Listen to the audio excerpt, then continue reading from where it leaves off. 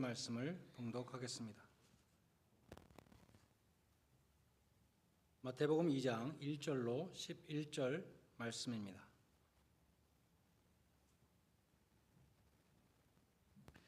헤롯 왕 때에 예수께서 유대 베들레헴에서 나심에 동방으로부터 박사들이 예루살렘에 이르러 말하되 유대인의 왕으로 나신 이가 어디 계시냐? 우리가 동방에서 그의 별을 보고 그에게 경배하러 왔노라 하니 헤롯 왕과 온 예루살렘이 듣고 소동한지라. 왕이 모든 대제사장과 백성의 서기관들을 모아 그리스도가 어디서 나겠느냐 물으니 이르되 유대 베들레헴이오니 이는 선지자로 이렇게 기록된 바 또 유대 땅 베들레헴아 너는 유대 고을 중에서 가장 작지 아니하도다. 내게서 한 다스리는 자가 나와서 내 백성 이스라엘의 목자가 되리라 하였음이니이다.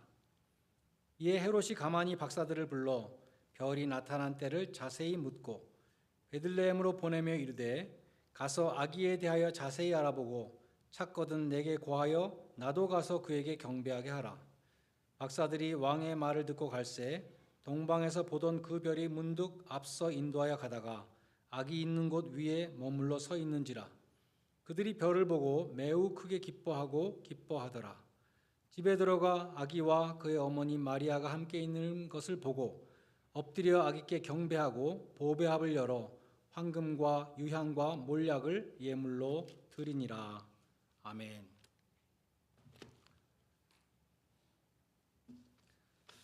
제가 우리 교회에서 목회한 연수가 20년이 되었습니다. 평균 1년에 성탄 설교를 3번 정도 하는데 그렇게 하면 60번을 내가 했나? 저도 생각을 해봅니다. 60번을 설교하는 건 쉽지 않은데 그래도 또 계속 설교할 수 있는 게 은혜인 것 같습니다. 오늘 본문에 대해서도 몇 번 설교한 것 같아요. 주로 아기 예수님과 또 동방 박사들의 경배 이런 것을 중심으로 설교한 것 같습니다. 오늘은 조연격인 헤롯 왕, 헤롯 왕의 적대적인 태도와 또 엑스트라로 나오는 이 대제사장들과 서기관들, 이 사람들의 무관심한 태도를 우리가 한번 생각하면서 교훈을 찾고자 합니다. 성경에 나오는 헤롯은 4명입니다. 4대에 걸친 헤롯이죠. 예수님이 태어날 당시에 또 오늘 본문에 나오는 이 헤롯 대왕이 있었고 헤롯 더 그레이트, 그 다음에 그 아들 헤롯, 여러 아들 가운데 헤롯 안디바가 또 성경에 중요하게 나옵니다. 왜냐하면 이 헤롯 안디바는 예수님이 십자가에 달리실 그 당시에 갈릴리 지방의 예수님 고향의 분봉왕으로서 세례 요한의 목을 베었고 빌라도와 함께 예수님을 신문했던 그런 인물입니다. 또 그 아들 헤롯 대왕의 손자 헤롯 아그리파 1세는 사도행전으로 넘어가서 야고보를 죽이고 베드로를 체포한 예수님의 제자들을 핍박한 사람으로 나옵니다. 그리고 또 그 아들 헤롯 대왕의 증손자 헤롯 아그리파 2세는 사도행전 뒷부분에 가면은 우리가 요즘 읽고 있는 로마 총독 베스도와 함께 바울을 신문했던 인물입니다. 그런데 이 헤롯 왕가는 이렇게 4대에 걸쳐서 유대인의 왕으로 있었지만 유대인이 아니었습니다. 그렇다고 로마 사람도 아니었습니다. 그들은 이두메인 에돔인으로서 에서의 후손이었습니다. 어떻게 유대인도 아니고 로마인도 아닌 이 가문이 유대인의 왕으로 4대에 걸쳐서 군림할 수 있었을까? 이 헤롯 일가의 출세는 헤롯 대왕의 아버지로부터 시작됩니다. 헤롯 대왕의 아버지가 크라수스와 폼페우스 줄리어스 시저가 1차 삼두 정치를 하고 있을 때 세 사람의 미묘한 알력 속에서 유대 총독으로 임명됩니다. 헤롯 대왕의 아버지가 벌써 유대 총독이었어요. 세 사람 가운데 크라수스는 전사하고 폼페우스는 시저한테 죽고 시저는 브루터스한테 죽었습니다. 그리고 브루터스는 안토니우스한테 죽었습니다. 그래서 시저의 부하인 안토니우스, 또 시저의 양아들인 옥타비아누스, 그리고 레피두투스, 또 이 세 사람이 2차 삼두 정치라는 것이 시작되게 됩니다. 이때 헤롯 대왕이 아버지의 뒤를 이어서 역사에 등장합니다. 브루터스 잔당의 침공을 막아내고 또 로마에 대한 충성심을 인정받아서 유대인의 왕으로 임명이 된 것입니다. 그런데 안토니우스가 이집트에 원정 갔다가 클레오파트라와 결혼을 했습니다. 안토니우스 클레오파트라 연합군하고 옥타비아누스 간의 전쟁이 일어났을 때 헤롯 대왕은 고민을 하다가 어느 쪽에 쓸 것인가, 옥타비아누스 쪽에 섰습니다. 천만다행으로 옥타비아누스가 승리해서 헤롯의 정치적인 입지도 굳어지게 되었습니다. 이런 헤롯 가문이 어떻게 출세했는가를 보면은 이 로마의 그 황제들 사이에서 또 그 삼두 정치 그 사이에서 뛰어난 정치 감각으로 줄타기를 잘하는 사람들이었습니다. 그러나 마음 한구석에는 늘 불안감이 도사리고 있었습니다. 유대인의 왕이 아니면서 유대인의 왕으로 임명되었기 때문입니다. 로마인도 아니고 유대인도 아니고 그래서 항상 불안했던 것이죠. 그래서 헤롯 대왕은 로마의 비위를 맞추기 위해서 가이사라는 이름을 딴 가이사랴라는 도시를 건설합니다. 유대인들의 비위를 맞추기 위해서 성전을 지어줍니다. 아주 웅장한 성전, 신약 성경에 등장하는 헤롯 성전입니다. 그래도 헤롯 대왕은 늘 마음이 불안했습니다. 누가 나의 왕위를 탐내지는 않을까? 정통성이 없었기 때문에 더 불안했던 것 같습니다. 누가 나의 왕위를 빼앗지는 않을까? 노심초사했습니다. 모든 사람들을 의심했습니다. 그리고 의심이 가는 사람은 다 죽였습니다. 자기가 가장 사랑한다고 공식적으로 고백했던 부인이 있었는데 그 부인을 죽이고 그 부인의 할아버지도 죽이고 그 부인의 엄마도 죽였습니다. 장모도 죽였습니다. 그 부인의 남자 형제들 처남을 죽였습니다. 뿐만 아니라 그 부인의 아들, 자기 아들이죠. 세 아들까지 죽였습니다. 그래서 로마의 아우구스투스 황제는 헤롯의 아들이 되기보다는 차라리 헤롯의 돼지가 되는 것이 낫다, 이런 말을 했습니다. 왜냐하면 유대인들은 돼지고기 안 먹으니까 돼지를 잘 죽이지 않잖아요. 그러니까 돼지가 되는 게 더 안전하겠다, 이렇게 말할 정도였다는 것입니다. 그런데 지금 멀리 동방에서부터 천문학 박사들이 와서 유대인의 왕이 태어난 것을 나타내는 별이 나타났는데 우리가 그 별을 따라서 지금 예루살렘까지 왔다라고 말을 했을 때 이 헤롯 대왕이 얼마나 큰 충격을 받았겠습니까? 헤롯은 무슨 생각을 했을까요? 우리는 능히 짐작할 수 있습니다. 나의 왕자가 위협을 받겠다. 이 유대인의 왕이라고 하는 이 아이 싹을 잘라버려야 되겠다, 이렇게 생각했을 것입니다. 실제로 마태복음 2장 16절에 보면 베들레헴 지경에 있는 2살 아래의 모든 사내 아이들을 다 죽였다라고 기록되어 있습니다. 동방 박사들에게 별이 언제 나타났냐 물어봤잖아요. 아마도 한 2년 전에 나타났습니다 생각한 것 같아요. 그래서 2년 2살 이하를 다 죽였다는 것입니다. 만약에 동방 박사들이 헤롯에게 말하기를 이제 태어난 이 아기는 장차 많은 사람들에게 선을 베풀 것입니다.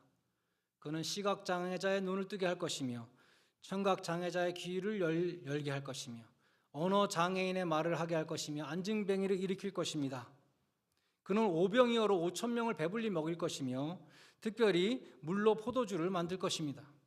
라고 했다면 헤롯은 아마도 그 아이를 왕궁으로 데려와라, 내가 양자로 키우겠다라고 했을지도 모릅니다.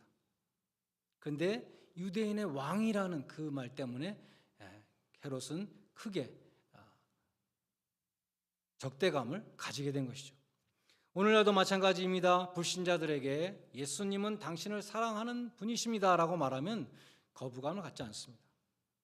예수님은 당신의 기도를 들어주시고 도와주시는 분입니다 라고 말하면 호감을 가질 것입니다.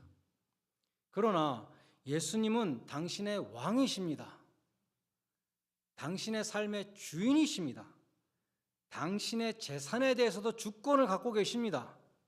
당신의 자녀도 주님의 것이고 당신의 생명도 주님의 것입니다 라고 말한다면 예수님에 대하여 경계심과 적대감을 갖게 될 것입니다. 팀 켈러 목사님은 이렇게 말했습니다. 우리는 이 세상이 나를 중심으로 나의 필요와 욕구를 중심으로 돌아가기를 원한다.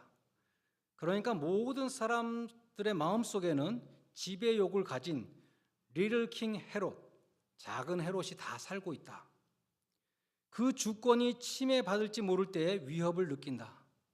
우리 모두는 자신의 마음의 주인이기를 원하며 자신의 운명의 선장이기를 원한다라고 말했습니다. 그렇습니다. 예수를 믿는 우리들도 진정으로 하나님을 찾고 있는지 돌이켜봐야 됩니다.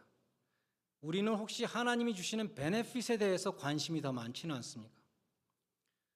시커가 아니라 골드 디거의 모습이지 않습니까?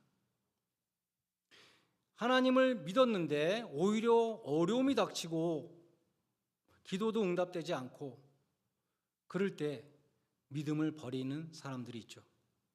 그러한 크리스찬들은 성경이 계시하는 그 하나님을 믿고 있었던 것이 아닙니다.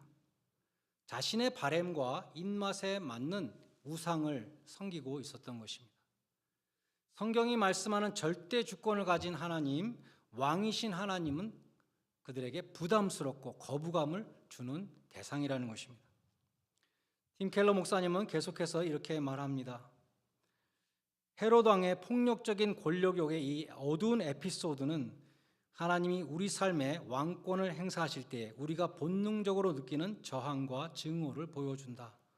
하나님은 자신을 절대적인 왕권을 가진 분으로 계시하시기 때문에 우리는 그 진짜 하나님에 대한 적개심을 가리기 위해서 우리 마음에 맞는 가짜 신을 만들어낸다. 우리는 어떻게 해서든지 우리 삶의 주인 자리를 지키기 원하기 때문에 하나님이 나의 왕이 아니라 내가 시키는 대로, 내가 구하는 대로 내가 해주십시오 하면 그것을 해주시는 사람, 해주시는 분, 내가 부리는 분, 쉽게 말해서 그런 존재로 만들려고 애쓰는 것이다. 오늘날도 헤롯과 같은 자세로 성탄을 맞는 사람들이 있습니다. 곧 왕으로 오신 예수님에 대해서 경계심과 적대감을 품는 것입니다. 주님의 주권을 거부하는 것입니다. 마음속에 예수님을 주님으로 영접하지 않는 것입니다. 예수님을 내 인생의 주인으로 인정치 않는 것입니다. 예수님의 왕 되심을 거부하는 것입니다. 건강과 부와 명예와 권세를 구하는 사람은 주님이 그런 것을 다 주시는 분이라고 믿고 예수 우리 왕이여 라고 찬양을 할 수 있습니다. 그러나 주님이 나의 심령에, 나의 가정에, 내 삶의 현장에서 왕권을 행사하시려고 한다면 당장 거부 반응을 일으킬 것입니다. 나의 썩어 있는 곳, 악취가 나는 곳, 병든 곳을 주님이 건드린다면 거부 반응을 일으킬 것입니다. 주님이 우리 안에 있는 더러운 곳들을 정결케 하시고자 한다면 이곳은 내 마음대로 하는 나의 영역입니다. 손대지 마십시오라고 적대감을 드러낼 것입니다. 그런 사람들이 이렇게 말할 것입니다. 나는 안 믿는 사람들이 하는 것을 다 하고 싶고 세상 사람들이 누리는 것을 다 누리고 싶습니다. 주님은 그것에 대해서 뭐라고 하지 마십시오. 내 인생에 희생을 요구하지 마십시오. 희생을 요구하는 신을 누가 섬기겠습니까?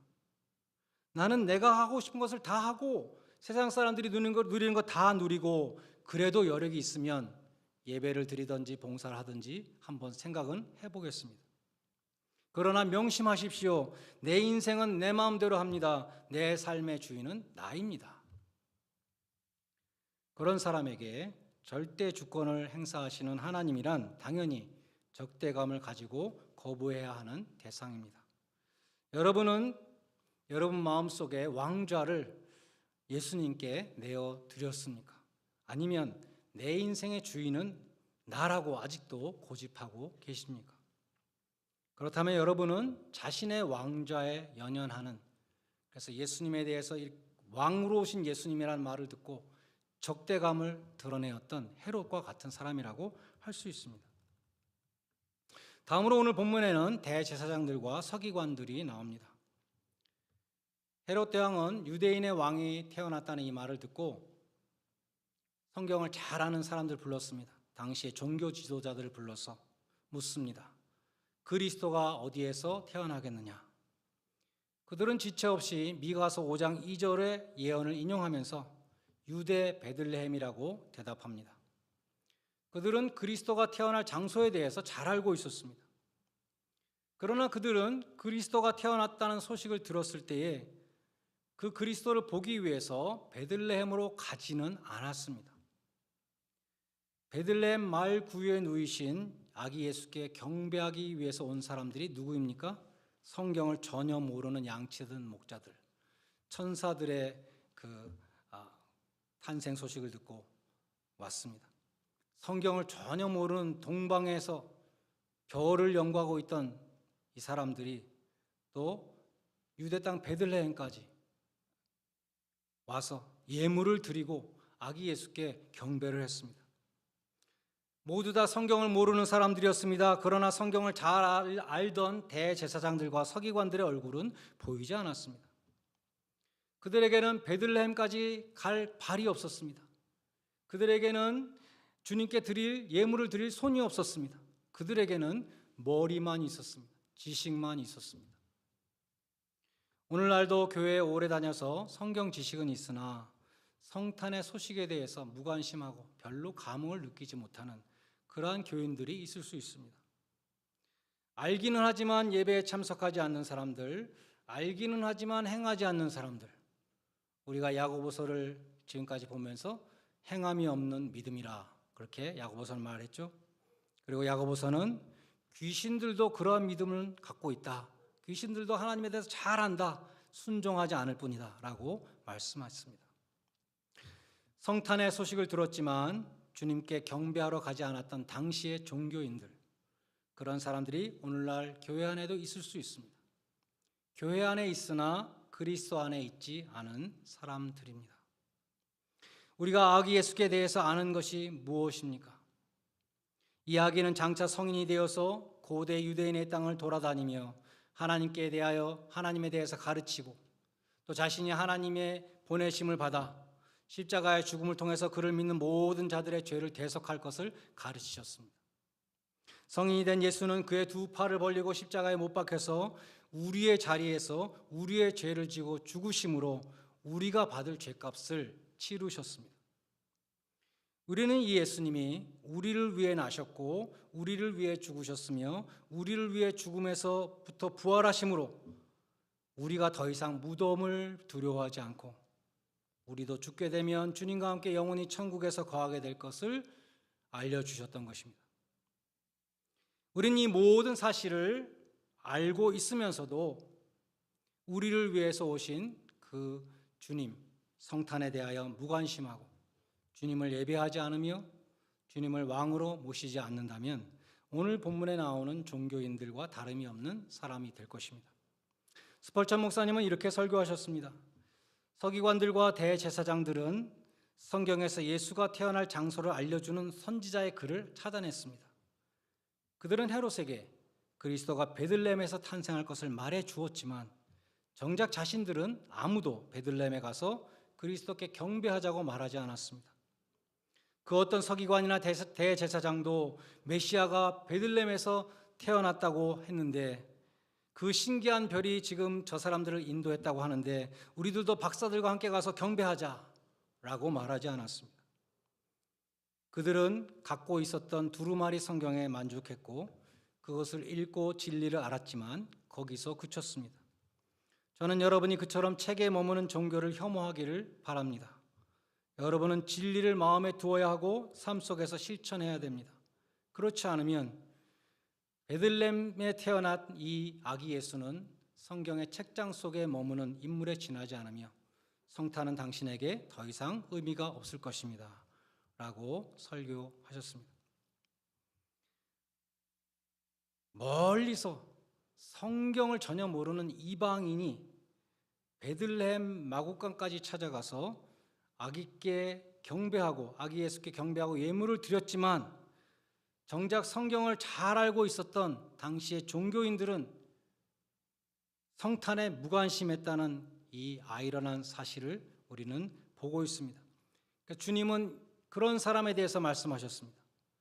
이방인 백부장의 믿음을 칭찬하시면서 이방인에게 이렇게 큰 믿음이 있구나라고 칭찬하시면서 하나님의 자손들에 대해서는 이렇게 말씀하셨습니다. 동서로부터 많은 사람이 이르러 아브라함과 이삭과 야곱과 함께 천국에 앉으려니와 그 나라의 본 자손들은 바깥 어두운 데 쫓겨나 거기서 울며 이를 갈게 되리라.